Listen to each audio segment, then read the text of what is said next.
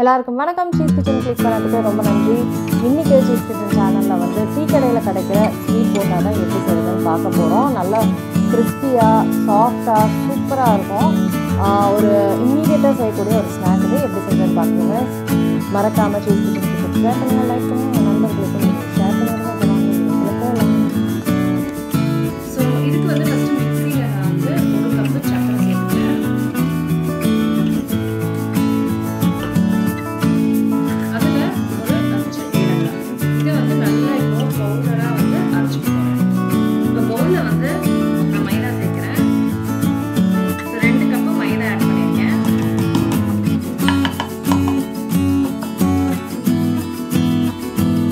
இதில் தயிர் சேர்க்குறேன். அதுக்கப்புறம் அரைச்சோம் பார்த்தீங்களா அந்த சக்கரை அது சேர்த்துக்கிறேன்.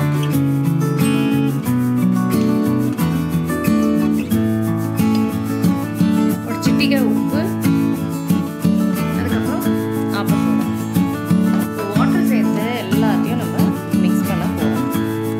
ஸோ நல்லா பிணைச்சிட்டேன். இந்த மாதிரி தான் இருக்கணும் டெக்ஸ்டர். நம்ம வந்து இப்படி எடுத்து போடும்போது இப்படி விழணும். இந்த அளவுக்கு இருக்கணும். இந்த மாதிரி இருக்கணும். இப்போ நம்ம எண்ணெய் சூடு பண்ணி வறுக்க ஆரம்பிச்சிடணும். ஸோ எண்ணெய் வந்து ரொம்ப சூடாக இருக்கணும்னு இல்லை, இல்லைன்னா தூக்கி போயிடும். ஸோ ஒரு லோலேருந்து மீடியம்குள்ளே வச்சு நம்ம ஃப்ரை பண்ணிக்கலாம். லைட்டாக ஆட் பண்ணி பார்க்குறேன். ஸோ இது போதும். லைட்டாக பபிள் பண்ண ஆரம்பிச்சிடுங்க.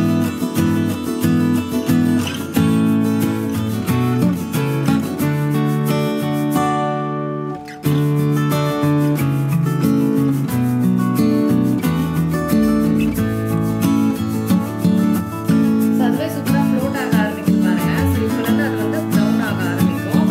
நான் சொன்ன மாதிரி ஹை ஹீட்டில் வச்சிடாதீங்க, இல்லைன்னா டக்குன்னு சக்கரை இதனால பிளாக் ஆகிடும். ஸோ சூப்பராக ஆயிடுச்சு.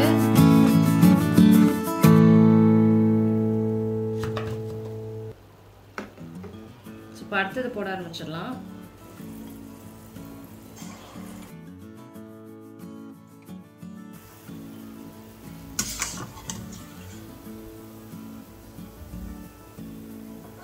சூப்பராக ஆயிடுச்சு.